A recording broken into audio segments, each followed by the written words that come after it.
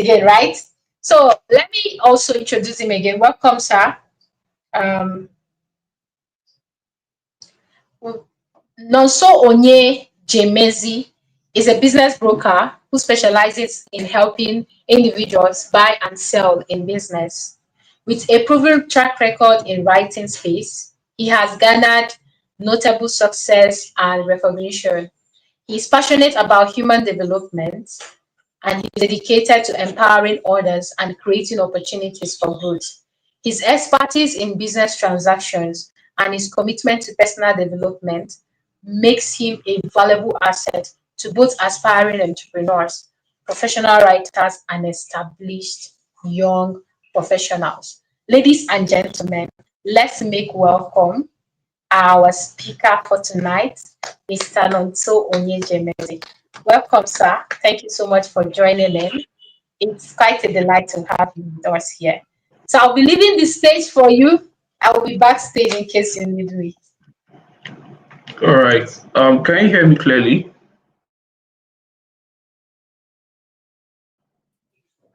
Yes. Personally, I can hear you very sound and clear. Okay. My my background is not clear because I'm not in my house. So I've been doing a whole lot in the background just to ensure that I'm here. I had to leave the specific room I was in just to I had to move to this room. So you guys would manage the visuals, right? So thank you, Ella, for having me. And because of time, we're going to kick off as soon as we can. And I'm Nonso Onyeje. I've been a writer. I've been a freelance writer for, I would say, for the past 6 years. But I stopped freelancing in 2024. Yes, that was in 2024. That was when I shut down my writing agency. So I had a writing agency up till 2024. But I started freelance writing in 2019. So I have some kind of experience in the business of writing. You know, I started working for others by myself. Then um, I now moved up to working with people, like get writers to work for me. That's why I chose to talk on the topic the business of writing, right?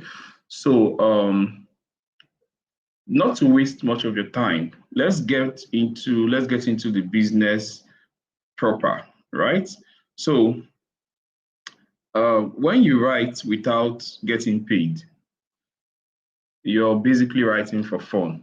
You know, you're just writing maybe to make people entertained or to make people happy or all of those things out there, which is awesome, you know.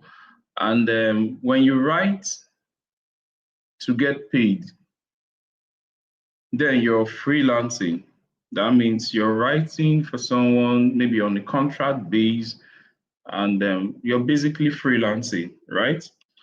Then when you hire other writers to work for you, then you're in the business of writing. So I hope that's clear enough. When you write for fun without getting paid, okay, when you write without getting paid, you're writing for fun. And then when you write by yourself to get paid by someone, you're a freelancer. You're more like a contractor.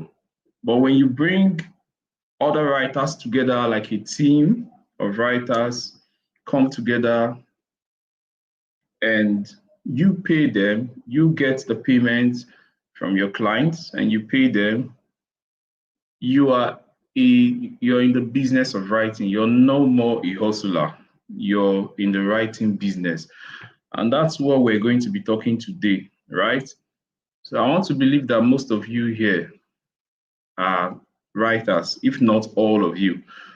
And the business of writing means that you have a business going on.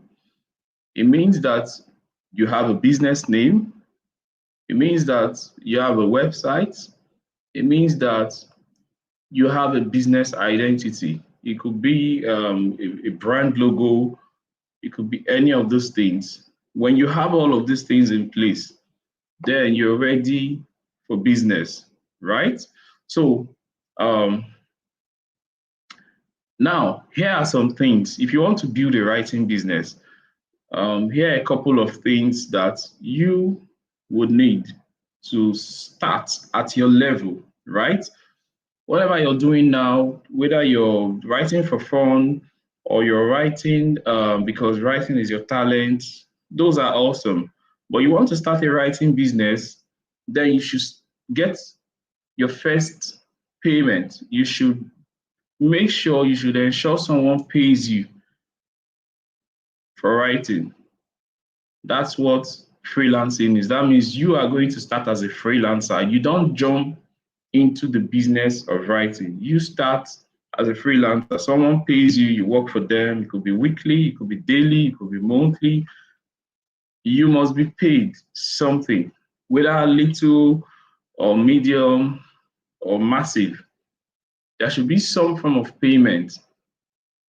The moment you receive your first payment, something triggers inside of you. You just realize that I can be paid for this skill. I can be paid for what I do for fun. That was how I realized mine too, right? So the first thing is to ensure that you get paid. And how do you ensure you get paid? The same people that reach out to you to ask you to write all of these little things, like help me to edit this write up. I want to post on Facebook. I want to post on Instagram. I know you're a good writer. Can you help me to put this together and everything? You could just tell them that yes, I could help you, but you're going to pay this. You're going to pay 500 or 1,000 naira. It doesn't matter how much you charge first, but just see what it looks like and see their reaction. So when you say you're going to pay me this amount and they get to pay you, the people that don't want to pay you are not the people you are going to deal with, because remember, you're going into the business of writing. So you just charge, even if it's a social media post, put a charge to it. It could be, like I said, it could be any amount. You're not charging so that you're going to build a mansion or you're going to buy Lamborghini. No, you're charging so that you use it to wet the ground. You want to see what works. That's why you're charging, right? So it triggers something inside of you and it moves you to the next phase, right? So you could do freelancing. I don't want to go into freelancing because that's why I'm not here. Sorry, that's not the reason why I'm here. I'm not here to tell you how to do freelancing and everything, right? I want to believe that you have an idea about freelancing. So when you're done doing freelancing, you could give yourself a deadline or a timeline. Let me not use deadline. You give yourself a timeline. The timeline could be um, maybe 12 months or 24 months. 24 months is 2 years.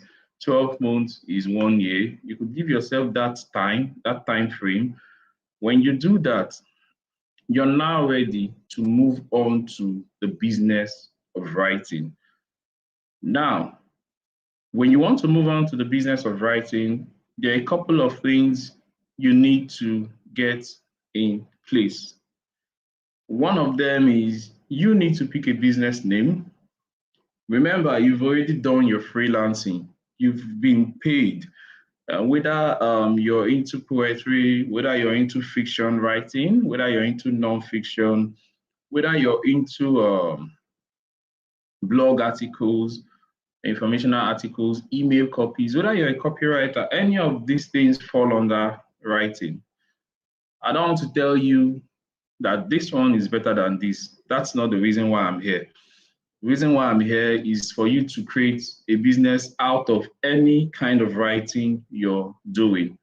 So let's say you have done your freelancing, you've been paid by someone, maybe you've been working for them for 2 years or a couple people, because as a freelancer, you could work for several clients. Let's say you've been paid some amount of money, you're now ready to go into the writing business. You get a name for your business.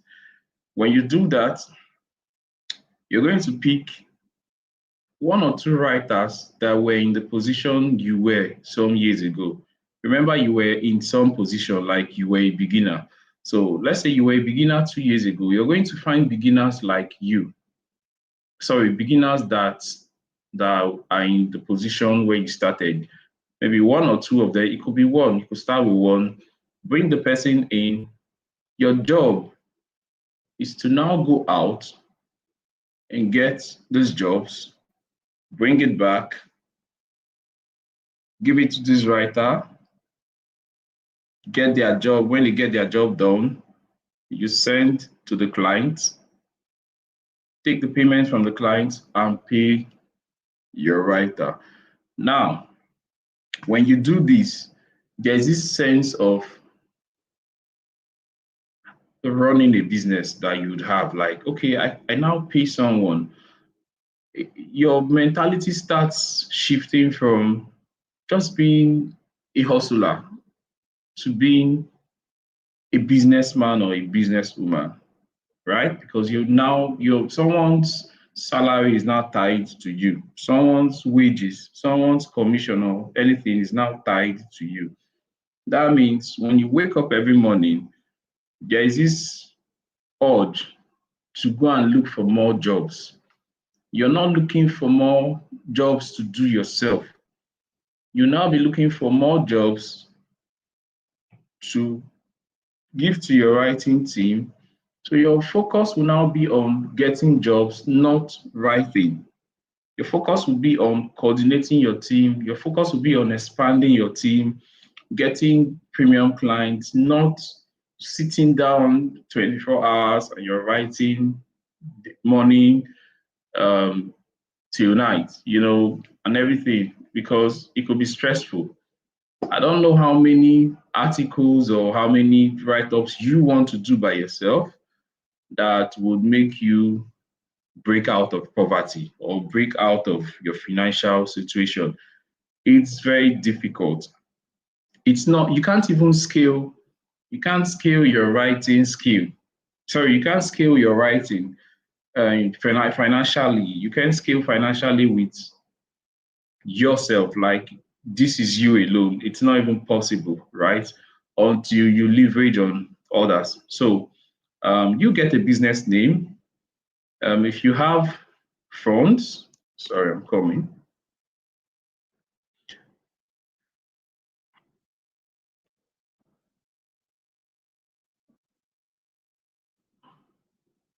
Okay, so you get a business name. If you have funds, you could get a website.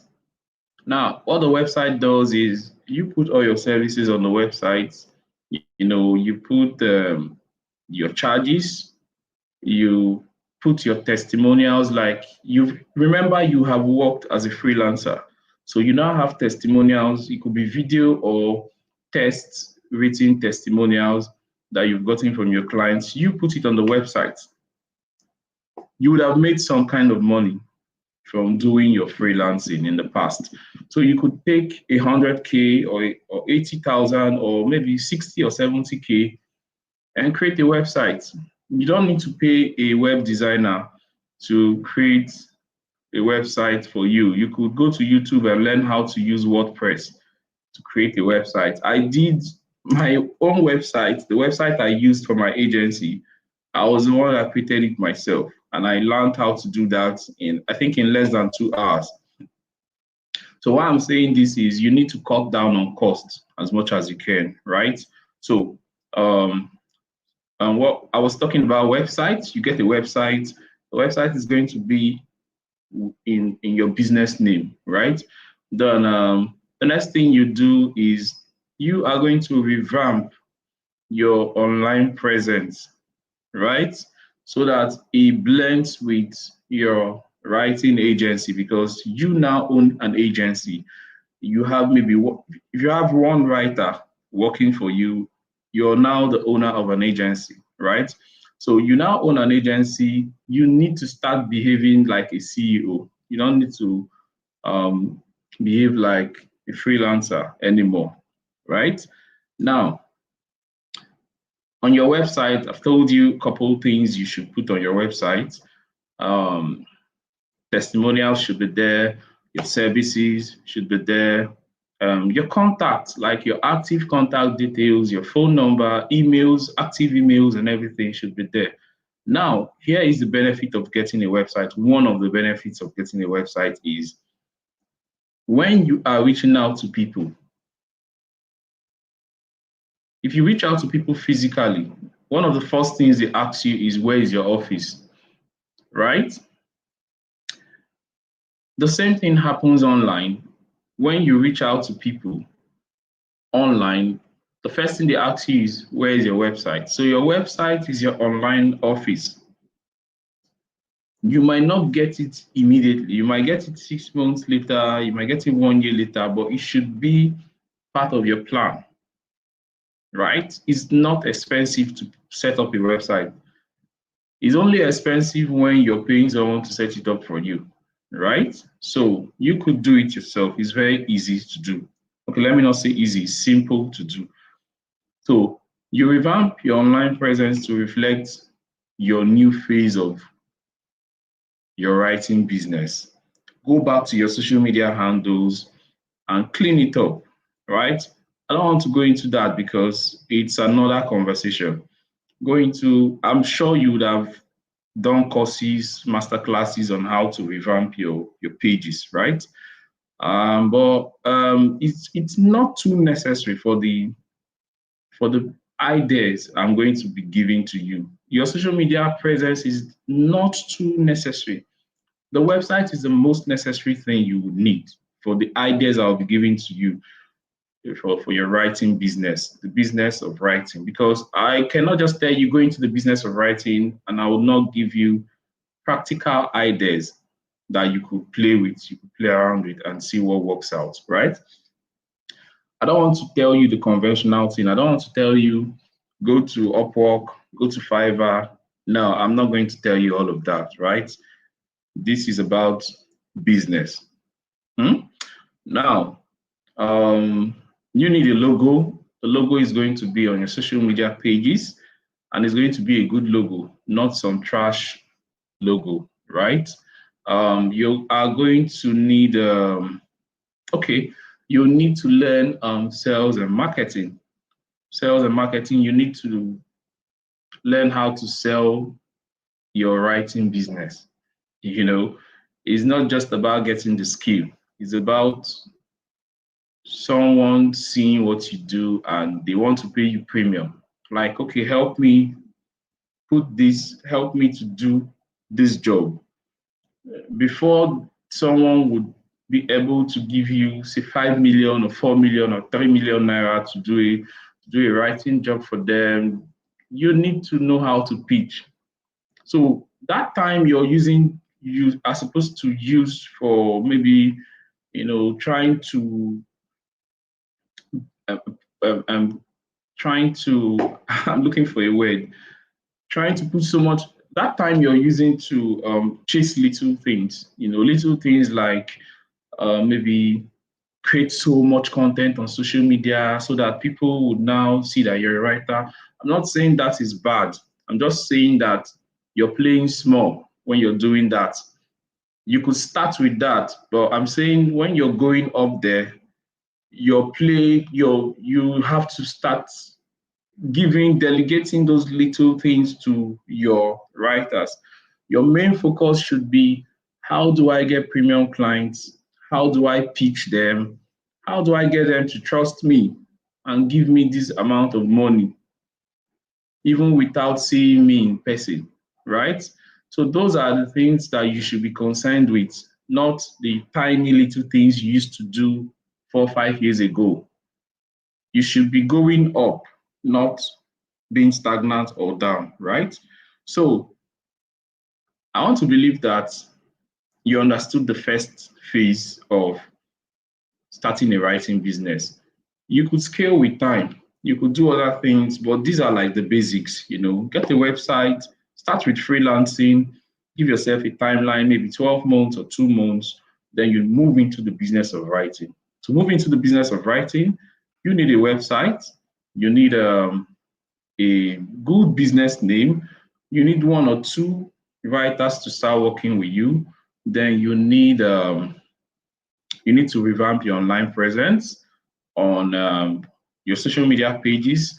You need to, if you can, if you can, re- sign up on business directories, and put your writing services there. Get a Google My Business page, put your writing services there, so that when people are searching for writers in a specific city, say writers in Lagos, your profile is going to pop up, right? Now, I worked for foreign clients. I worked for foreign clients back then, but this space is saturated. Working for foreign clients is very saturated, trust me. If I'm coming back to writing today, I'm not going to look for foreign clients. I'll work with people here in Nigeria, and I'll give you ideas on what I would have done if I were you today. If I want to go into writing today and make it big, I'm not going to go on Upwork and Fiverr and start looking for foreign clients. Yeah, they pay. Trust me, foreign clients pay, but it's saturated. Like, the competition is stiff. So I want to tell you something different, right? If you're following me, let me see. Just type following in the comment section, right? So I'll give you, I think, about 4 to 5 ideas. I'll give you 4 to 5 ideas on the kind of writing you can attempt here in Nigeria. Trust me, they are crazy ideas, right? So the first one is, you can start writing books. You can start writing books for prominent people here in Nigeria. There are lots of prominent people, and there are lots of prominent people in Nigeria. They are in your church, they're in your mosque, they're in your street, they're in your community, they are in your villages, they are in your family, and they don't even know they could need a book. Most of these people have accomplished stuff in their life, like they have gone far in life, they have done businesses, they have failed, they have succeeded.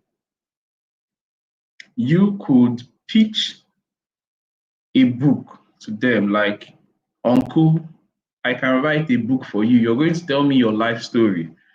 When you tell me your life story, I'm going to write a book for you. You know what they call it? They call it autobiography. So you could write an autobiography for all of these, most of these people, successful people around you. As I'm talking to you right now, I know you know one uncle or one auntie in your family, one uncle or one auntie in your church or in your mosque or in your street, or the one, someone that knows someone that knows that person. You should start thinking of, how do I sell book writing service to this uncle of mine, or to this auntie, or to this lecturer, or to this professor, you know, because these people have experience, they have knowledge, and most of them die with that knowledge. It's not being put out there. So what do you tell them? You tell them, auntie, uncle, you don't want to die with your knowledge. Yeah, death is inevitable. We can't escape it. So you don't want to die with your knowledge. You want to pass your knowledge on to the next generation. And the easiest way to pass on your knowledge to the next generation is what? Through a book. But I'm going to do it for you. Don't bother, don't stress yourself. I'm going to write the book for you. You just tell me your life story. We're going to do the recording and everything. I'm going to put it in a book format for you. They do it in the United States. It's called autobiography. You could call it ghostwriting too, where you write for people and they take the credits. Femi Otedola recently released a book.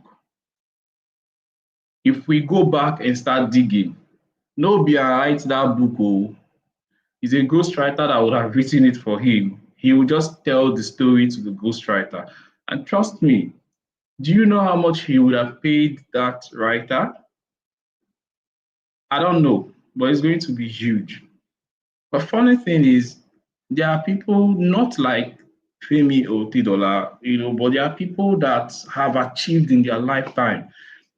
It could be one big farmer, maybe in your community, everyone knows him. It could be someone that did business in Lagos for 30 years and came back to the village. Those people are clients. They need a book.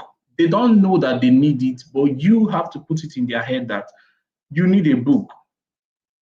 You could get paid 3 to 4, 5 million, or say $1 million or $2 million to write a book for someone here in Nigeria.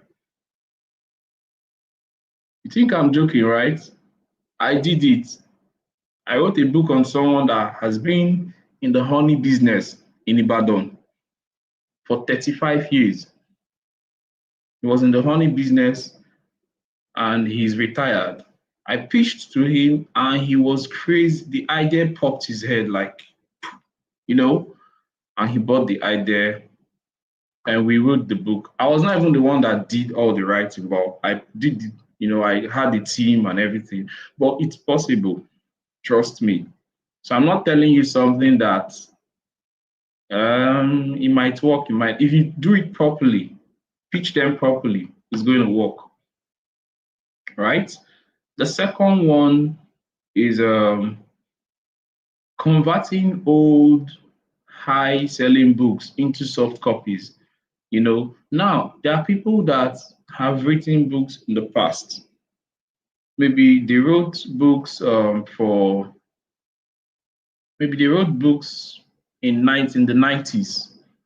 Those books they did well, or they wrote books in the early 2000s. Those books did well, but they did well in hardcover. You could now pitch to them that this your old book, convert it into we could convert it to a soft copy and resell it again and start marketing it all over again. There are lots of people that wrote books, professors, lecturers. Those books are dying because they're in hard cover, they're in hard copy or paperback. Your job is to now translate, or what do they call it, convert those books into soft copies and charge them.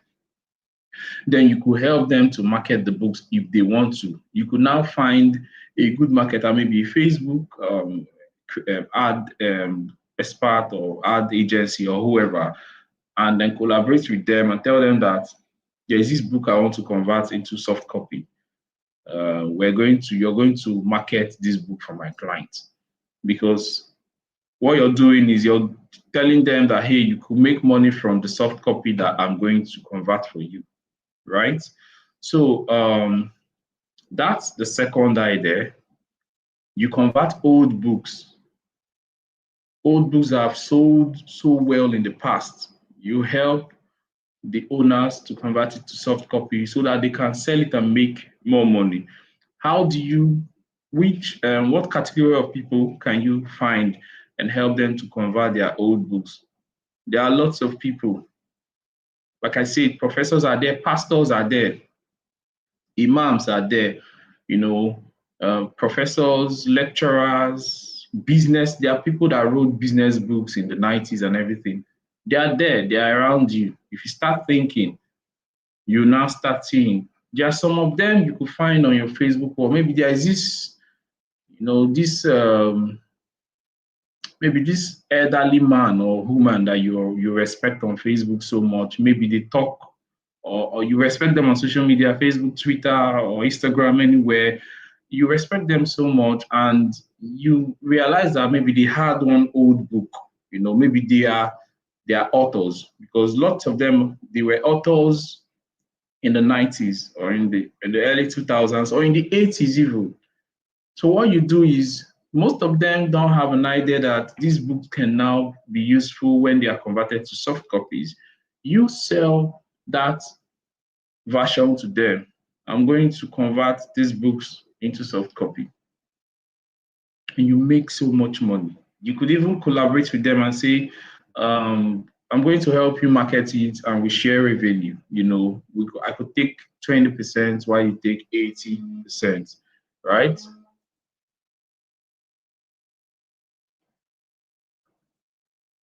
So that's for okay. That is the second idea.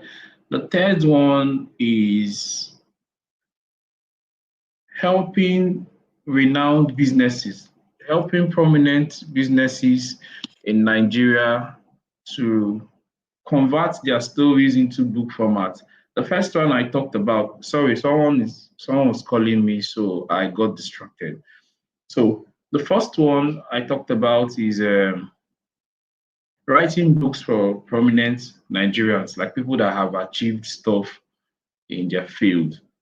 The second one is converting high selling books into PDF or soft copies, right? The third one is helping prominent businesses.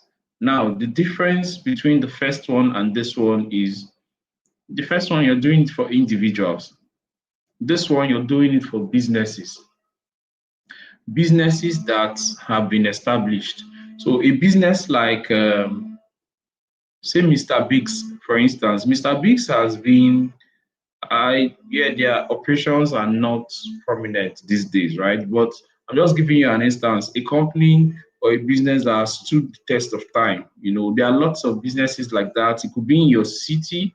It could be a business that has been into furniture maybe for 30 years or 20 years, and they don't have a book that covers all of their experience and everything. They don't have a book that contains their history, how they started. Most businesses in the US, if not all the big businesses, they have a catalog, they have like a history about their business, they have all of these things, they have documentation, they have all of these things, but most Nigerian businesses don't. But these businesses are big businesses. So what you do is when you pitch them, you go back into their records and dig out their records, put these records together, and they pay you, and it becomes a book. They could use the book for their marketing purposes, to use it to get more customers, to use it for campaign, use it for any of these things out there. But the idea is these companies have a history that has not been documented properly.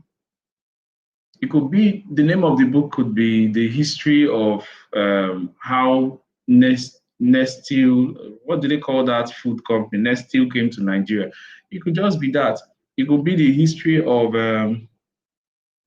Obasanjo farm, but it could just be any of these histories. But it could be the idea is you put these histories into documented format, right? And it becomes a book that these companies would happily listen to you because the idea may never have come to them in the first place.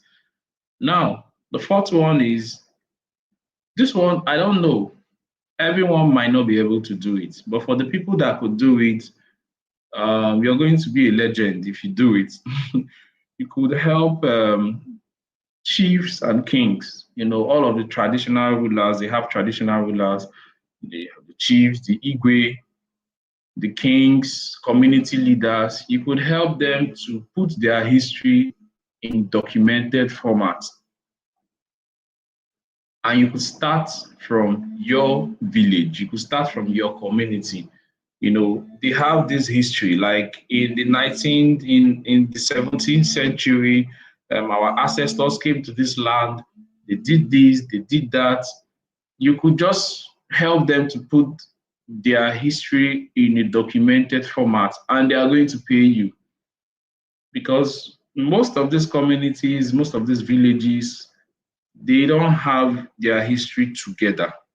They have it scattered, disorganized. Here, you have it here. But when you put it together, you could say the history of Ume is a community. It's now a book.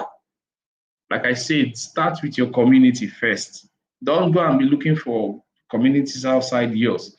Talk with your uncle or your auntie. They are going to take you to the community leader. Tell them that they are going to tell them that this my niece or this my nephew or this my cousin, she's a writer or he's a writer. He said he can help us put the history of this community together as a book or as a whatever. You put it together. It's possible, right? And you're going to get paid. And what happens next? Other communities will be interested in working with you, other neighboring communities. Then you could now move to other local governments, to other states, you understand, in the federation. But it's something you could start from home and now expand. But it's an idea that would be crazy because it's going to make you deep rooted. You're going to know like the culture of people. You could even create a YouTube channel, from it about how you explore the culture of these people and how you document their stuff and put it into book format and everything, right? So I don't know if I'm still audible. Ella, can you confirm so that um, I would know if I'm audible? Then I'll be talking about the fifth one. The fifth one would be writing books for influencers with strong base. Now we're coming back to the online space. If you noticed, I have skipped the online space. I was just talking about how you could get all of these writing jobs outside social media. But let's come back to social media. Um, you could write books for influencers. There are influencers that I'm not talking about the regular influencers. No, I'm not talking about influencers that thrive on controversy. They love talking about all of the everything that happens out there. No, I'm talking about influencers that have really influenced. Like these people have done stuff. The real influencers are people that have changed people's lives. They might not have 50 or 100K followers. They might not have 1 million followers. They might have 5,000 followers, but they have done something remarkable in their space on social media. So, my definition of influencer is someone that moved someone's life, maybe or whatever, from point A to B. The person might have 1,000 followers, but I would see them as influencers. An influencer is not, to me, now this is my personal opinion, is not someone with large following. Like it's not a requirement for me to call someone an influencer. An influencer is someone that saw someone below, like they took someone from, it might be direct or indirect, that took someone from point A to point B, and you could see the results, you could see the changes in their life. If you can't do that, you're not an influencer to me, because an influencer influences. So you look for those people, they might have 5K, 10K followers, but they are doing something remarkable. It could be that they are into humanitarian services, they are into activism, what they call it, activism. They could be activists, they could be whatever, but they are doing high impact. They are giving high impact services. They are doing high impact stuff to the society. They might be championing a cause. It could be sickle cell, any of those things. Go and help them and write a book. That book is going to cover their experiences. And they don't even have an idea that they need a book. You put that stuff in their head. So what I do, I believe more in converting people to clients than looking for clients. I'm very good at it. I pick you and I convert you into a client. I don't go out looking for new clients. I don't go out looking for, people that are already looking for me. No, I go out there and find people that are not looking for me and convert them into clients so that they can now see how valuable I am. Because if someone is out there looking for me, they have a budget, they have a guideline for the kind of job they need. They will tell you that, oh, I need 10 billion words, I need 10 million words for 2 naira. I don't need those kind of people. I need someone that I'm going to tell that you need this, and this is the reason why you need it, and this is the outcome you're going to get from this. They will not be like, you're making sense, let's discuss. I've converted them into a client, and such people would be at your mercy. Like, I'm not talking about negatively when they're at your mercy. No, not negatively, but they are going to be at your mercy because you tell them that I'm going to charge you this, because they will ask you how much do you charge. But if someone is out there looking to hire a writer, that's why I don't do Upwork and Fiverr and all of these platforms. I don't like doing them because you are always going to be under the mercy of the person that hires you. The person has lots of choices. The person has 1,000 writers applying for one position that they put out there. So they could play trash with you. They could play you. You understand? They could pay you peanuts and everything. But imagine you having a prominent business person, someone that has been in business for 15, 20 years, like one of the ideas I gave to you. This person, you pitched to them, the person bought the idea like, yeah, I think I'll need a book. Then the person would now ask you, how much would you charge me to get me a book? It means that they are listening to you. Anything you tell them sounds fine in their ear. You could tell them a specific amount and they tell you that, okay, I can't pay that. Then you negotiate with them. But one way or the other, they are at the listening end. They are not the ones that dictate for you because you converted them into a client, right? So that should be all for the ideas. And how do you get these clients, like the people that will pay you, the people that fall under these categories, prominent Nigerians, people that want to convert their old books into soft copies, the businesses, renowned businesses and everything. There is no way, there is no one way to go about it. You need to be very smart. You need to try out a whole lot of mediums, strategies. I cannot tell you that this is the best or this is the, but I can give you clues. You understand? So one of those clues is you're going to find someone that knows lots of such people. Let's say you want to reach out to prominent Nigerians to help them to write books. You're going to find one person that knows lots of prominent Nigerians and pitch to that person to help you to pitch to his network or her network. That way, you're cutting all the stress of meeting people one by one. And what do? You're going to give them a percentage for each book you write for these people. There are lots of people that know lots of people. Like there is someone that could know 50 to 100 prominent business people in Nigeria. Trust me. Or prominent Nigerians. They are there. They are there. Like this person could be someone that is not highly placed. It could be a security man that works for a prominent Nigerian. You don't go directly to the prominent Nigerian. You pass through these people, right? Okay, my battery is running low. Just give me a second. Let me plug my.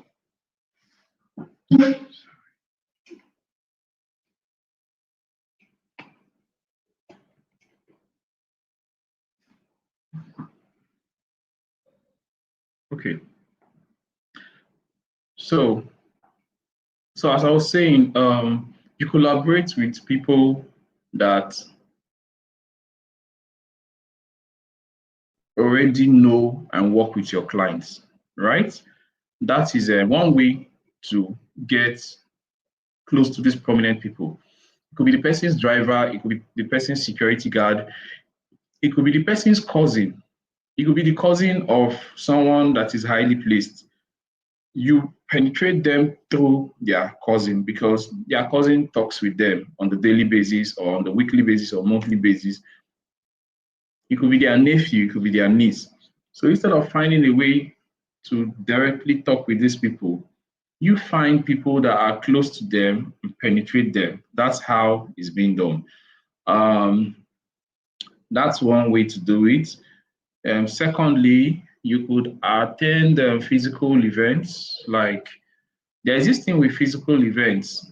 Physical events are very powerful. Like they work far better than virtual events because physical events, you are going to meet someone you might have been seeing online maybe for 5 years, you meet them physically.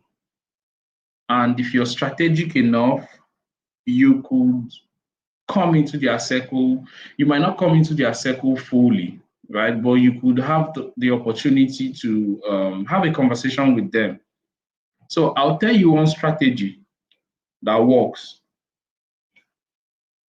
When you go to a physical event and you meet someone you think you might be able to write a book for, don't go and tell them, hello, sir, I am Jennifer, this.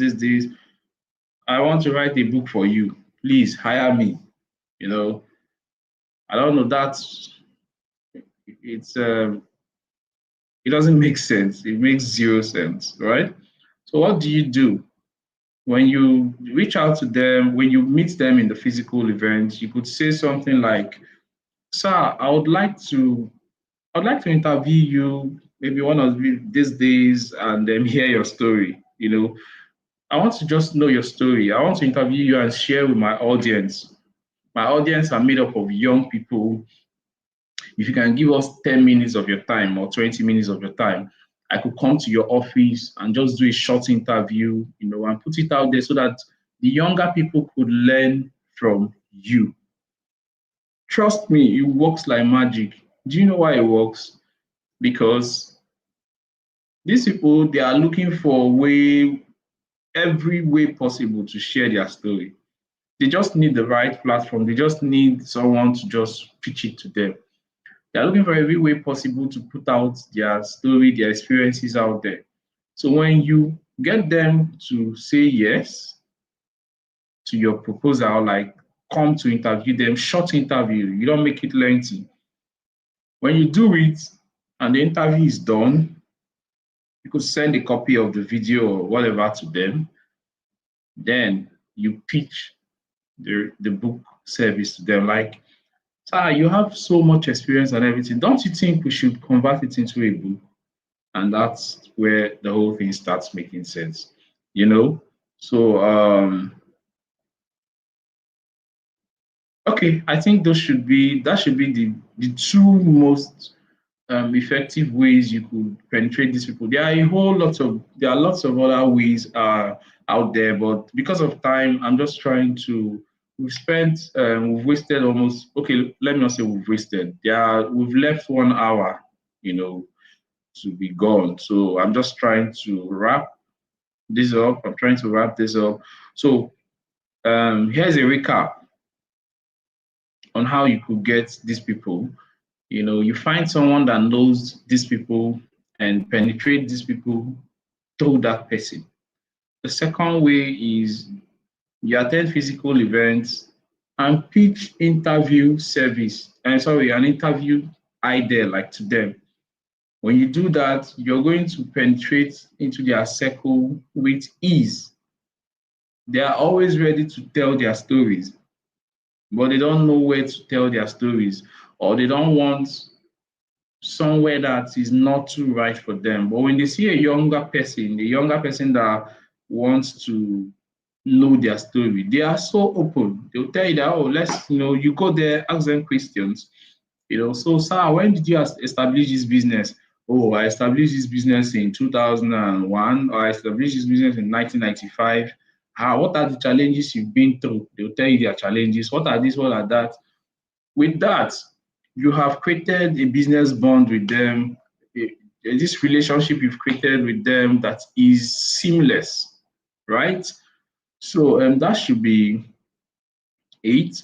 You could try, okay, let me just see if I can come up with one more idea on how you can get clients. You could use Google Maps, you know. So if you want to write for businesses, like one of the ideas I gave is that you could write for businesses, like you could help businesses to document their history and how they built and how they have gone so far, all of the people they have employed in the past, they just have it put together in some place, right? So if you want to find these businesses, you might not find them, you might not find them in a physical event, because if you go to physical events, you you likely find individuals, But if you want to talk to businesses that would likely be interested in writing their history or all of these things put together in a book format, then you could use Google Maps. When you go to Google, you could just type, you could just type a certain industry. Let's say agriculture, agricultural agricultural related or agricultural companies in Lagos, or you could type real estate companies in Lagos. You would start seeing all of the companies that have done well in real estate in Lagos to appear on Google Map. Get their contacts. Be bold about it. See, everything I'm telling you here, I'm sure that almost nobody has pitched it to anybody, has pitched it to this kind of people. These are ideas I just sat down and came up with. Like, if I was into writing today, these are the things I'll do. But I've left that industry. I'm not in the industry anymore. Call them. Not even send email. Forget email. Take their phone number. Recharge 1,000, 2,000. Call them. Tell them that you have a proposal, a book proposal for them. You could take the name of, you could do it this way, that um, is there a WhatsApp number or anything I can send? There's a proposal I have for you. The proposal will now be in a PDF format. What you do is you take the detail of the company from their website and everything. You could go to ChatGPT and ask ChatGPT to give you an idea, like a book summary idea of this company with their website. Put the website link there. ChatGPT is going to summarize something that looks so good. You put it in a PDF format, edit it. That summary is going to be like a book summary that is suggested by ChatGPT. Then you send it to them as a proposal. Like, this is what the book I'm going to write for you, would look like for your company. This book is you could use this book for presentations you could use it when you're taking business loans. You could use it for pitches. You could use it for grants. You could use it for you could use it for anything. You could use it for when you go for all of the when you meet all of the highly placed and people in the society, and you want to expand your business. You need this book could sell you beyond what you're doing now. So those are the kind of pitches you're going to pitch to them. So you could use Google Maps to find those kind of business that will need books. These things happen in the US a lot, but it doesn't happen here. So instead of looking for a way to penetrate the US market, like struggling to find a way to you can't even penetrate the market, because the market, you don't even understand their culture. You don't even understand what they do there. But you understand everything that happens here in Nigeria. You were born here. You have so much knowledge of the culture here. You know Yoruba, you know Hausa, you know Igbo people. You could work for any tribe here in Nigeria. So what I'm saying basically is take what is working out there, come here and start doing stuff here. Writers, you're a writer, you have clients here in Nigeria. That's what I'm telling you. You don't even need social media for such clients. They are in your city. They are everywhere. They need books. They need books. They need, see, there are lots of celebrities in Nigeria. I'm talking about music celebrities. They don't have books. But do you know what happens in the US? 50 Cent has a book. Um, Jaru has a book. Rick Ross has a book. Angelina Jolie has a book. Brad Pitt has a book. Movie stars, they all have books. You think I'm lying? Type any celebrity, type books. You're going to see their books. Come here to Nigeria, almost no celebrity, no movie star has a book in their name. Then I'll ask you the question, who writes those books for these guys in the US? Ghostwriters, people that we don't even know the people that write these books, but people write these books and they get paid, right? So what I'm saying basically is start looking inwards, start looking around you. You don't need to go far to succeed. You start succeeding within your environment. Like I said, I did I worked for foreign clients. I'm still working with most of them till date. But if I have to turn back the hands of time, especially in this time and day and time where getting clients is difficult, landing a writing client is difficult online. Anybody that tells you it's easy, person is lying. It's very difficult because you have millions of other writers that are competing for your space. Yeah, I know. Yeah, niche down, all of those conversations. I've told people to niche down. I've told them all of those things and everything. But to be sincere, even if you niche down, you're still going to face that barrier. You're going to, because you're looking for foreign clients. Most of them still doubt that Nigerians could do the work for them.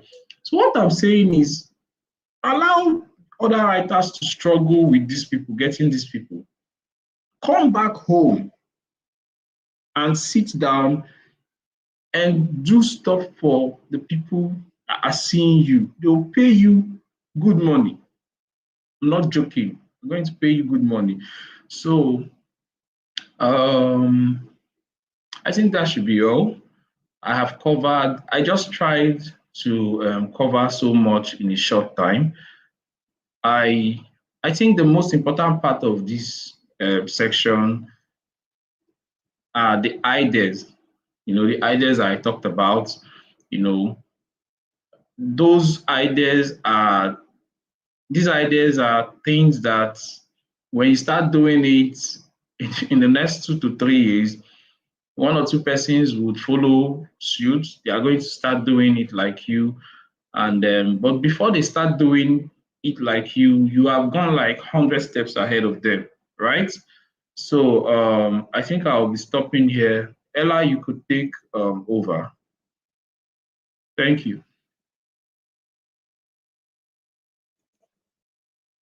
Thank you so much, sir. There is so much, so much, so much in my book already. Thank you so much for sharing. This is a master class, so you just gave us so much for free. And I would say I'm not exaggerating or just trying to throw words around. This is a very rich knowledge. Thank you so much, sir. We do not take this for granted.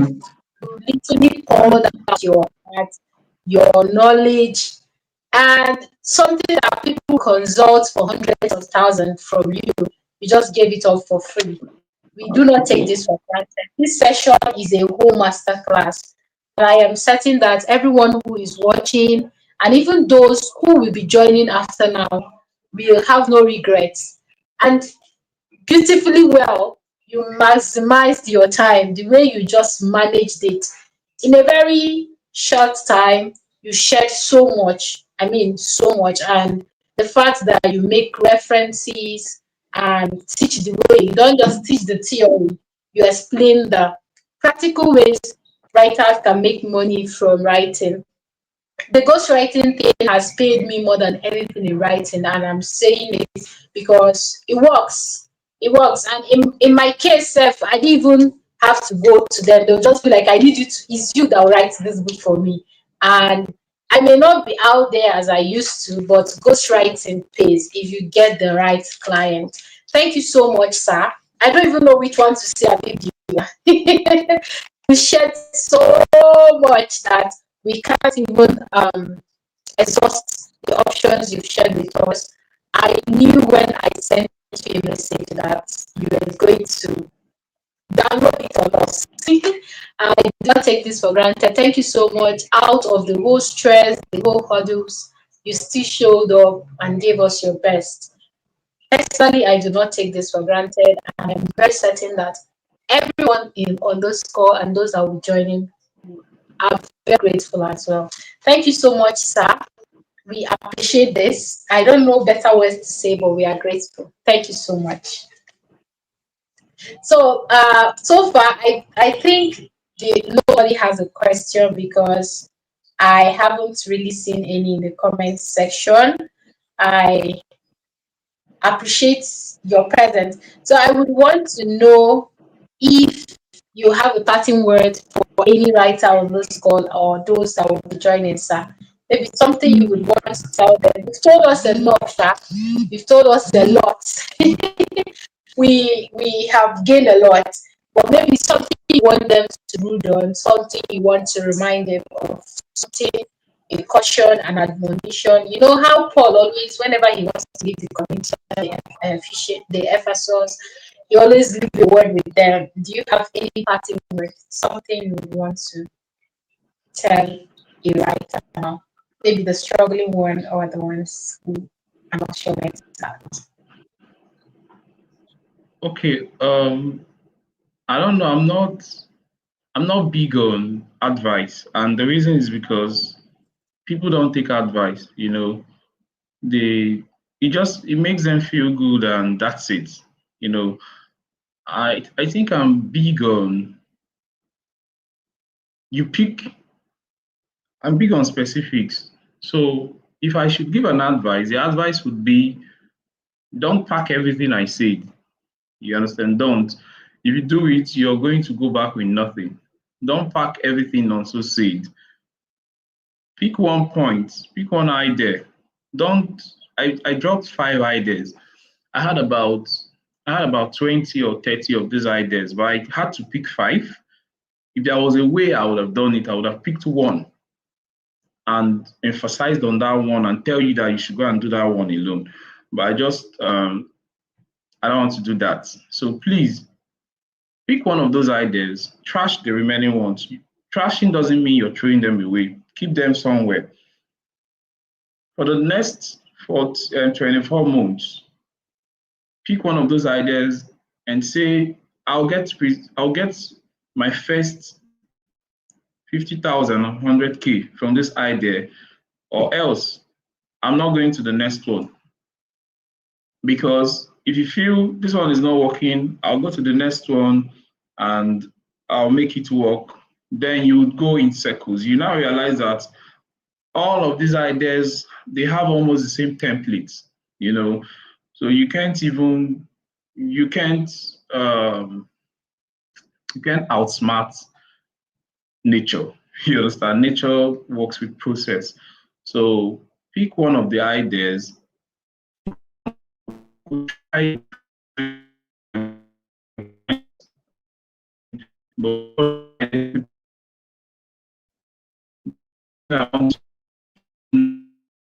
um, next year is how this is right. I'm not going to do the other ones on Tuesday.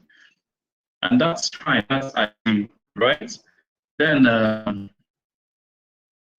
second,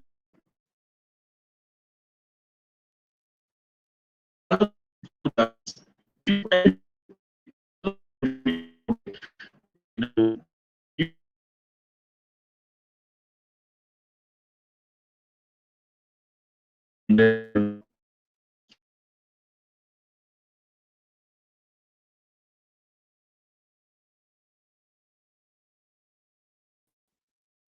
And that's how you keep jumping, and December would approach, and then you're attracted to all the master classes out there, and and everything that is being thrown in your face attracts you.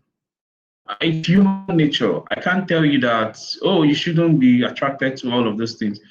I'm attracted to everything too because I'm human, you know. But there's a question you'd ask yourself that could maybe put you in place.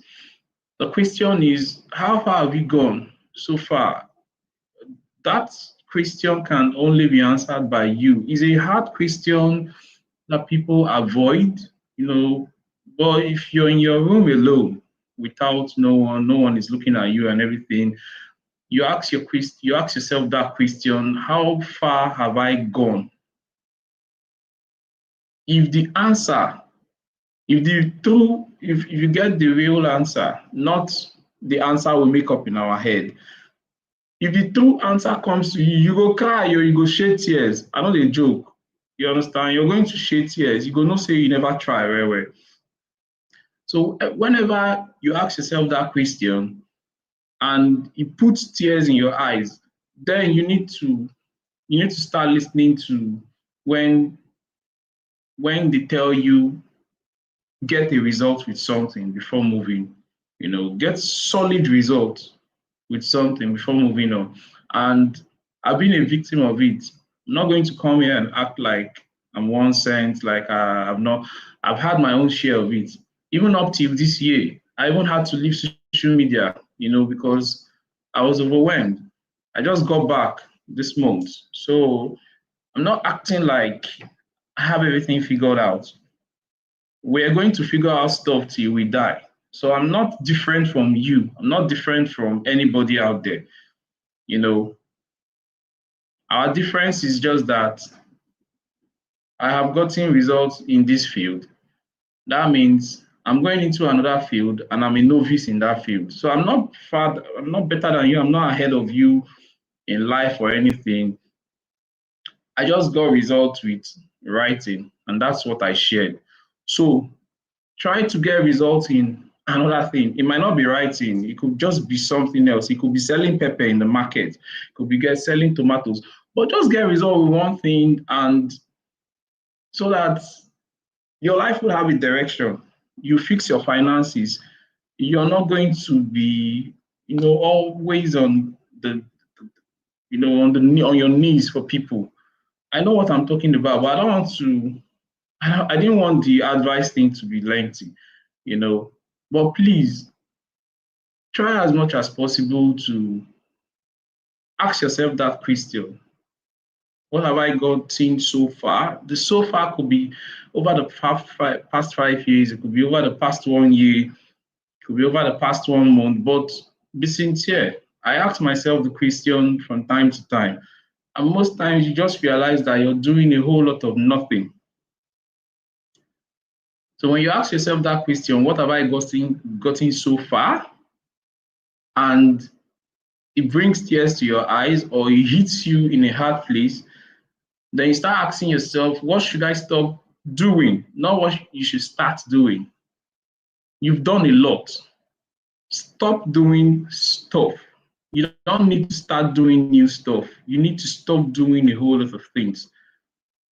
That stop doing could be moving out from your physical environment. It could be, I'm shutting down social media for 12 months. It's possible. You could shut social media for 48 months, for 3 years, for 4 years, and nothing would happen because you know what you're chasing. You could cut off people and come back to the same people. Then go vex for you like, oh, they pick my call and everything. You say, no vex, I beg, no vex, I beg, no vex, and then no go vex, you know. But you cut off, you stop doing. Forget all of the start doing this and go and start doing this, go and start this new stuff. Just cut off all. If you cut off a whole lot of things, you now realize that what is left would be so easy to do, right? So I think that should be it. I don't like advice. I don't like give advice, but let me just say that though. Thank you. Thank you so thank you so much. Thank you so much, sir. You you know when you give advice. I think people that say that are those who have the best advice. So they don't want to tell you because they know it's a bit difficult, but it's something that will liberate you for life. I love how you give your advice and also give us how best to implement, how best to maximize. That's a rare privilege, and it's found in only few people on this planet Earth. There are just few people that will give you advice and give you, because it's sweeter when you are the one giving the advice until it is your turn to do it. Thank you for sharing your story. Thank you so much for giving us advice. When you said doing a whole lot of nothing, that cracked me up, and that is true. So the need for us to reflect and then recall, then act on whatever we have is very necessary. It helps us keep moving, of course, in the right direction. Thank you so much, sir. I don't have another thing to say anymore. You have dissected everything. You made it very, very easy to understand. I don't think I have anything to add or even explain again. This is a master class. Thank you so much for sharing so much with us. So, guys, I believe you got enough value. I am very certain you did, because personally I did, and I would trade this session for anything at all. Mr. Nonso have given us the knowledge of a lifetime. So you go back, like he said, just pick one, with one. And the beauty, even the good book says, when your eyes is single, your when your eye is single, your body will be full of light. So when you are focused on one thing, you stand a better chance of achieving more result, better result. But when you are scattered, you want to do this, you want to do that, get your results at every given sector, get your results at every given area. If you want to do writing now, make sure you do it so well that tomorrow you look back and say, yes, I paid my dues, I worked for it, and you did. Just like a farmer, I always tell people, live your life, go for anything like a farmer. Sow the seed with the farm, and ensure you keep on coming back, tending on it, tending to it until you start seeing the fruit.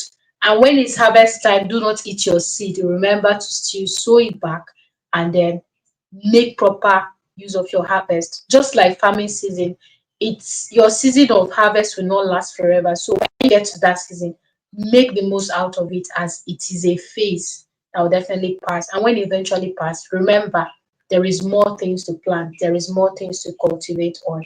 Thank you so much, Sanon. So I am grateful. I don't know, I can't say it enough. We are totally grateful. And with that, we will call tonight a wrap. Our next session will be communicated in the group chat. So if you are just joining, do well to um, watch the replay, which will be up shortly. Make sure you share this with every writer. That is the best gift you can give to any writer out there. Let them know that there is a way, there is an answer. You don't show. So make the best out of what you've learned so far. Do not sleep on it. Until I come your way next, I am Ella Obans, the convener, National Writers Summit, and it is my delight to have you, to host you this evening, and do have an amazing Monday. Bye for now.